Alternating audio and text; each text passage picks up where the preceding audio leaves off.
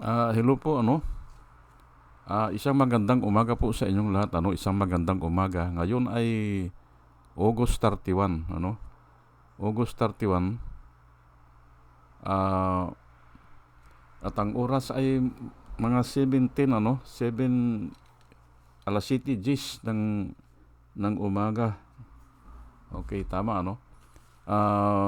Huwebes, dito sa Los Angeles, California, at nais kong mag-vlog, ano? Patungkol dito sa nangyari diyan sa Kongreso, ano, na kung saan ay hindi na tinanong si Sara Duterte doon sa budget niya. Opo. Kaya ang title ko ay ah, wala na bang tanong-tanong diyan sa Kongreso, o bawal na ba ang magtanong? Yan po ang title ko, ano. Bawal na ba magtanong sa Kongreso? Ngayon ay napakalaking mali po 'yan, ano, yang ginagawa nila Sandro Marcos, ano. Oo, kasi siya ang reason niya yung because of courtesy, ano, for the reason of courtesy sa BP, ano, ay hindi na raw nila tatanungin. Ay mali po 'yun. Trabaho nyo 'yan eh. Trabaho nyo yang magtanong saan gagamitin ang budget. Ganun po 'yan. I-scrutinize nyo. Kasi wala namang ibang mag-i-scrutinize yan kung hindi kayo. O, yung trabaho nyo, hindi nyo ginampanan. Malfunction po sa pagkakataon na yan, ano, malfunction po ang Kongreso. Hindi nyo ginawa yung trabaho nyo, kaya hindi effective ang ating gobyerno. Kasi nga hindi gumagana yung isa o palyado yung isa Parang kwan lang yan, engine ng sasakyan. Kung isang piston ay hindi gumagana, mahirap, 'di ba? Mahirap makahila. Ganun po 'yan. At yan ang ipapaliwanag ko, ano. Ang akala nila ay nakakabuti yan. Sa bagay, sa kanila, nakakabuti yan kasi nga corruption yan Ano, sumasama sila sa corruption, akala nila siguro ay malaki ang kwan nila, ang advantage nila. Pero may Diyos po Nakikita po ng Diyos yan At ang Diyos pwedeng gumawa ng kahit ano para parusahan kayo o para parusahan ang Pilipinas o ang mga tao na nakikiisa sa ganyan. Naniniwala ako na yung mga tao na hindi nakikiisa diyan, ano, yung umaangal diyan, ano, diyan sa korupsyon na yan, ay may reward po yan sa Diyos. Opo, may reward. Yung mga lumalaban sa korupsyon, may mga reward po yan.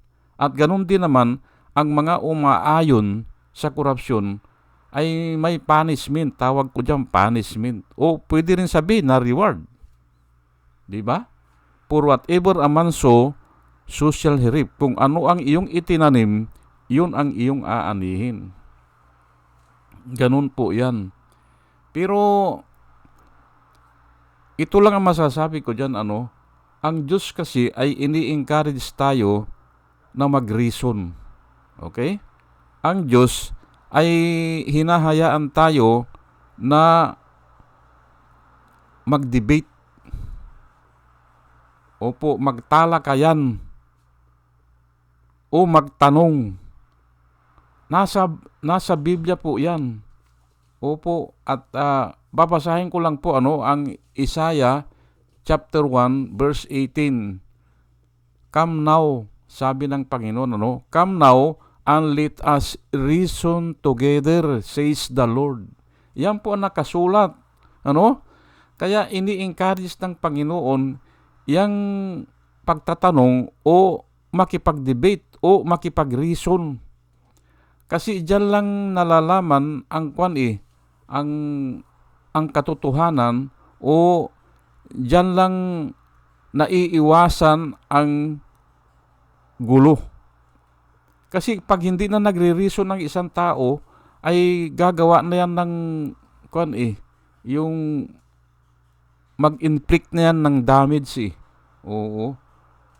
Ganon yan. O gulo o kaguluhan. Ulitin ko Isaiah chapter 1 verse 18, "Come now and let us reason together, says the Lord." At ito nga ang kinuha ng Supreme Court Ito ang motto ng Supreme Court ay yan, let us reason together. Opo, yan ay nakuha nga dito sa chapter 1 ng Isaiah verse 18, "Come now and let us reason together, says the Lord. Although your sins are like scarlet." Aywan ko kung ano itong scarlet, pero ang pagkaintindi ko dito ay yung panyo na pula. Parang ganun o panyo na nabahiran ng dugo o punong-puno ng dugo, okay? O kulay pula, "Although your sins are like scarlet," o basahan na marumi, o kasimpula ng dugo, "they shall be white as snow." Magiging snow. Magiging white na kasing puti ng snow. Ang sabi ng Panginoon po. Yan, hinahamon nga ang mga tao "Come now," sabi niya, "let us reason together." "Although they are like red crimson," "they shall be as wool."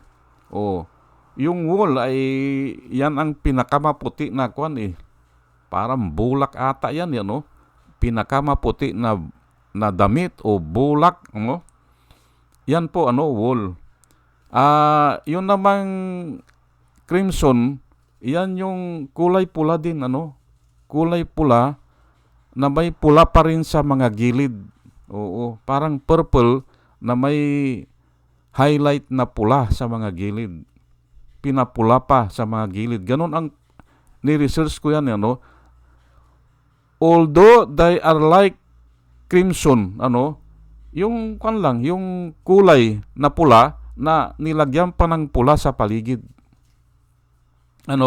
"They shall be as wool." Ano yung wool? Ay puputi ng wool. Yun po ang sinasabi ng Panginoon, "Come, let us reason together." Pero dito, ang dinidiscuss dito, yung kasalanan ng tao.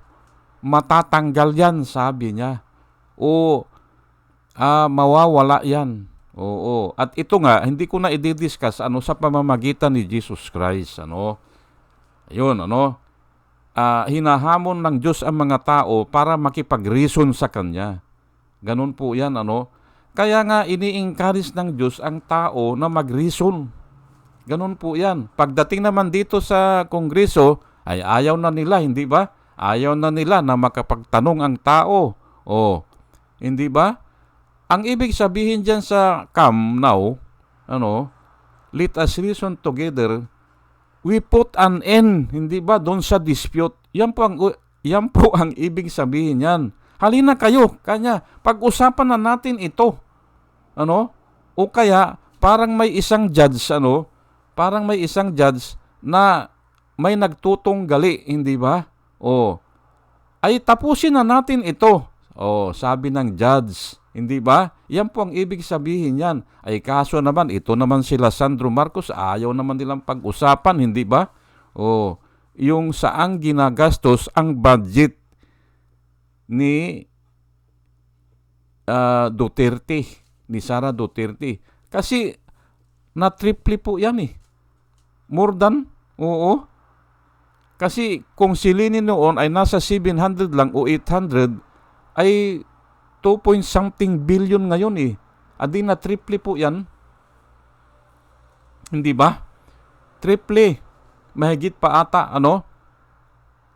At saka yung gustong tanungin siguro ni Congressman Castro, ay saan napupunta yung intelligence fund? Yan po. At yan po ang mainit na issue ngayon, Ngayon ay valid ba yan? Opo, valid po yan. Sensible ba yan? Opo, intelligent question po yan. Opo, kasi trabaho nyo yan eh. Wala namang ibang magtatanong yan eh kung hindi ang Kongreso eh. Opo, ang magbigay ng budget at yan kasi batas yan eh. Gumagawa kayo ng batas eh. Bakit hindi nyo i-scrutinize ang paggawa nyo ng batas? Hindi ba? Yung pagbigay ng pondo, batas po yan. Kaya nga sinusunod eh. Bigyan natin ng 2 billion na budget ang Office of the Vice President ngayon. Hindi ba? Batas po yan eh. Bakit hindi nyo dinidiscuss na ang reason nyo ay because of courtesy? Ay hindi nga po courtesy yung ginawa nyo eh. Bakit? Ay co-equal nyo po yan si Castro eh. Co-equal kayo. Parang yan yon na pinagsasabihan ng isang judge ang dalawang magkatunggali. Co-equal po yan. Opo. Puro kayo congressman, co-equal kayo dyan. Hindi nyo pwedeng patayin ang mikropono. Hindi ba? O kaya pahintuin, o kaya hindi pakinggan. Very uncourteous yung papatayin nyo yung mikropono at hindi nyo papakinggan. Ayaw nyong pakinggan kasi masakit sa tainga. Totoo po yan, oo. Ayaw nyong pakinggan kasi totoo. Ayaw nyong pakinggan kasi hindi nyo pwedeng answeran. Ganun po yan. Yan po ang nakikita ng tao. At palagay ko, yan ay pupunta na sa social media. Kasi nangako si Sara, hindi ba? Nangako si Sara na sasagutin niya eh. Sasagutin ko kanya eh. Pero pagdating doon sa proper forum, hindi ba? Yan kasi ang proper forum eh. Ay ayaw nyo naman o kayo ang gumawa ng paraan para harangin, hindi ba? Hinarang nyo eh. Oo. Kaya may reason ngayon si Sara ay wala akong pagkakataon eh. Hindi ba? Pero kakutsaba po kayo dyan sa korupsyon na yan. Tinatawag ko na korupsyon yan kasi nga ay hindi nyo ma-scrutinize eh. 2 billion ang budget samantalang nung kapanahunan ni Leni, hindi ba? Nung 2022 na kung saan ay inabutan pa nga ni Sara yan eh. Hindi ba? Iniipit yung budget ng Vice President, hindi ba? Binabaan pa nga ata eh.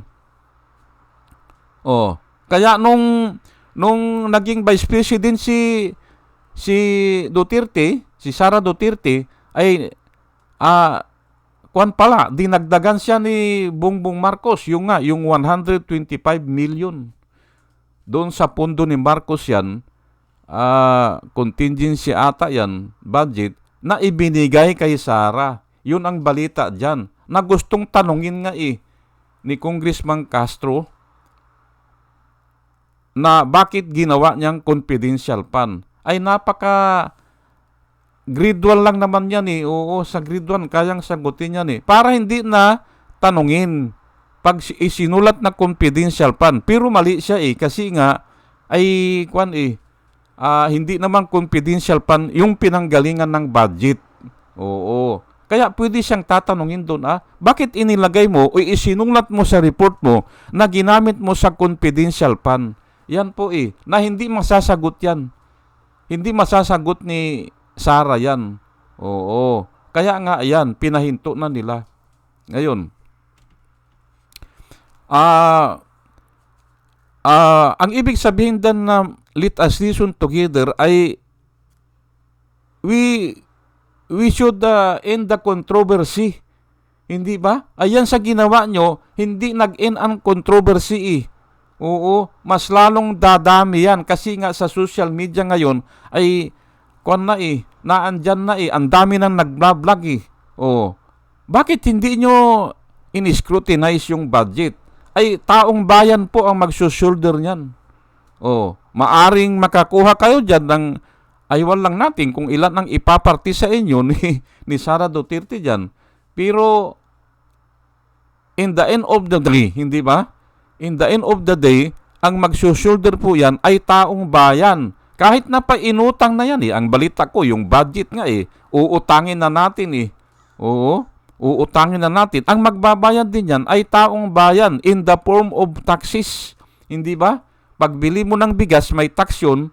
Pagbili mo ng krudo, hindi ba? Langis, gasolina, o gatas, sardinas, hindi ba? May tax yun. Yan po, diyan kinukuha. Kaya kahit na maliit na tao, hindi ba? Mahirap, hindi ba? O sabihin na natin na kahig isang tuka, ay nagko-contribute po para dyan. Kaya dapat i-scrutinize nyo yan. Bakit naging 2 point something billion ang budget para sa office ng Vice President? At bakit nga yung may intel pan na dati naman wala yan Pati nga yung Secretary of Education ngayon may intel pan hindi ba? Bakit ganyan? Dahil nga dyan sa korupsyon. Kayo ang tawag natin dyan ay kakutsaba, hindi ba, sa korupsyon. Kasi hindi nyo ini-scrutinize na trabaho nyo po yan. Ngayon ay ang ibig sabihin din yan ay let us bring our dispute to an end. Kaya nga let us reason together. Hindi ba? Tama ba yan o hindi? Ay tama po yan kasi nasa Biblia Hindi ba? Pag-usapan, hindi ba? Ay at ang Diyos mismo ay ini-encourage na magtanong tayo. Hindi ba? Ini-encourage Jeremiah 6:16. Ganito ang sabi ng Panginoon, magsitayo kayo sa mga daan at magsitingin kayo at ipagtanong ninyo ang mga dating langdas. Tignan nyo yan ipagtanong ninyo. Pero sa ibang verse, magtanong kayo patungkol sa batas ang nakasulat. Ayan ay gumagawa nga kayo ng batas hindi ba? Batas yan Batas po yan na maglalaang kayo ng pondo sa office ng Vice President. Batas yan. Gumagawa po kayo ng batas. Ngayon, ang sabi ng Panginoon ay magtanong kayo sa mga priest concerning the law. Ay mga priest po yun, hindi ba? Dahil nga yun, batas ng Panginoon. Pero iisa ang pinanggalingan yan. Righteousness pa rin yan. What is righteous, yun ang ginagawa Oo. Kaya nga gumagawa ng batas to bring us to righteousness. Ganun po yan. Or to obtain righteousness. The law is just our tutor or our schoolmaster or our guide to obtain righteousness. Yan po Ngayon, ay ano po ang sabi ng Panginoon yan? Magsipagtanong kayo. Hindi ba? Ipagtanong nyo ang mga dating langdas kung saan naandoon ang mabuting daan at magsilakad kayo doon at kayo'y makakasumpong ng kapahingahan sa inyong mga kaluluwa. Hindi ba? Ganun magsipagtanong. Hindi ba? At ano po ang hindi ko makalimutan ito nasa lawikain ng Pilipino Aywan ko kung saan nanggaling ito o kung sinong sumunod ito Ang sabi ay ang taong mapagtanong ay daig pa ang tantong marunong. Ayan po, hindi ba? Totoo po yan, hindi ba? Ang taong matanong o ang taong mapagtanong ay daig pa ang tantong marunong. Ayan po. Hindi ba? Daig pa daw yung tantong marunong. Tinanong ko yung nagtuturo sa akin Tinanong ko po siya ay ano ba yung tantong? Sabi ko. Kasi bata pa ako noon eh. Ano ba yung tantong? Kanya yan ay kwan. Sabi niya sa akin ay kwan yan, Bulacan yan. Malalim na kwan yan na Pilipino, nasa Bulacan galing yan. Tantong means totoong marunong, ang sabi niya. Totoong marunong, tantong marunong. O, hindi ba? Sabi niya yung hindi ko matanto, hindi ba? O, tantong marunong, sabi niya. Ang tao daw na mapagtanong ay daig pa ang tantong marunong. Ay totoo ba yan? Ay totoo po yan kasi 100 years na nakasulat yan eh. Bakit hindi pa nila tinatanggal yan? Totoo po yan. Ngayon, pagdating natin ngayon dito sa Kongreso, diyan sa lower house, bakit ayaw nila na magtanong? Hindi ba? Bakit ayaw nila? Yan po ang tanong ko, hindi ba? Bakit? Yan ay kwan na yan eh. Sa bagay, sila ay mga produkto ng kwan yan. Ako wala na akong tiwala dyan sa eleksyon eh. Ay nung nakaraan, nung 2019, sa bagay, tapos na yun, hindi ba? Kasi 3 years lang yung mga congressman eh. Ay malamang ay bunga din sila ng kwan eh, yung 7 hours na glitch eh. Oo. Pero yung mga senador, naandyan pa sila Bato de la Rosa, hindi ba? Naandyan pa sila eh. Bunga sila yan ng 7-hour glitch, o produkto sila ng 7-hour glitch. Kaya huwag na nating asahan yan, Ngayon, ito na namang 2022 ay mas grabe pala ang nangyari dito, Yung inaasahan natin na vote counting machine, siya ang magpapadala ng boto ay hindi pala nangyari. Ang nagpadala ng boto ay isang private IP address na i-discuss ko yan bukas siguro. Pag sinabi nating private address ay naandun lang yun sa tabi. Naandun lang yun sa local area network. Naka-network lang siya doon sa Commission on Election o kaya doon sa sa malapit sa UST na kung saan doon ata doon binibilang yung mga boto ng sa transparency server, PPCRB ata ang qualified na humarap doon, hindi ba? Yung PPCRB ay ang nagpapadala pala ng boto ay galing sa private IP address. Ibig sabihin, hindi nagamit yung mga BCM, di ba? Kaya ito mga congressman na rin ito, ay lalating ko na sila yan. Ay in doubt ako dyan. In doubt ako dyan na talagang totoong ibinoto ng mga tao yan. Kaya nga ganyan ang attitude nila eh. Ganyan ang mga attitude eh. Kasi nga ay alam nila na pwedeng dayain, pwedeng lukuhin ang eleksyon.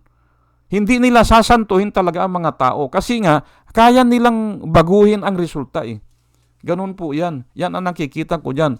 Pero ang topic ko ay babalikan ko na bawal na pala magtanong dyan sa Kongreso. Bawal na pala ay nako. Ang Diyos mismo ini-encourage tayo na magsipagtanong kayo o magtanong kayo. Halimbawa ikaw ay nawawala, hindi ba? O sa isang lugar, ay magtatanong ka sa makakasalubong mo At hindi lang isa, kailangan 2 o 3 kasi baka kung minsan hindi rin kabisado nung pinagtanungan mo Hindi ba? Ganun po yan. Kaya magtanong kayo.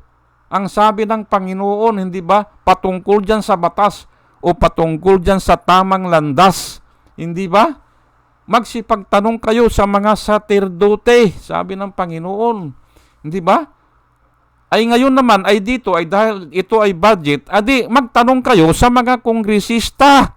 Hindi ba? Budget po yan o batas gumagawa sila ng batas Ay bakit ayaw na nila? Ayan, uulit-ulitin ko na dahil nga sila ay nakikipag-cooperate sa korupsyon. Ganun po yan. Wala nang iba dyan. For the love of money, for the love of money is the root of all evil. In which many have abandoned their faith. Wala na Wala nang mga faith yan eh. Ang faith nila naandun na sa salapi. Oo, yun ang iniibig nila eh. Yung kapangyarihan o yung salapi. Kung may salapi ka, may kapangyarihan ka. Yun ang sinasabi ng dyablo, hindi ba? Sa isipan nila, hindi ba? Sa mga isipan nila, akala nila ganun yun. Hindi nila alam na ang pinakamakapangyarihan ay Diyos pa rin, hindi ba? O, Diyos pa rin eh, hindi ba? O, pero yan ang isinasaksak sa kanilang isipan. They are deceived, they are being deceived, hindi ba? O, dinideceive sila ng dyablo eh. Kaya ganyan, papatayin na yung microphone, kahit na legal yung question o kaya ay valid yung question o kaya ay sensible yung question. Intelligent question po yan eh, hindi ba? O ayaw nyo na kasi nga hindi nyo masagot. Ganun po yan. O sige, at hanggang dito na lang po at sana ay may natutunan po tayo May natutunan tayo at dinadalangin ko rin na tayo ay pagpalain ng Panginoon o kahabagan niya. At salamat po Salamat po sa inyong pakikinig Salamat po.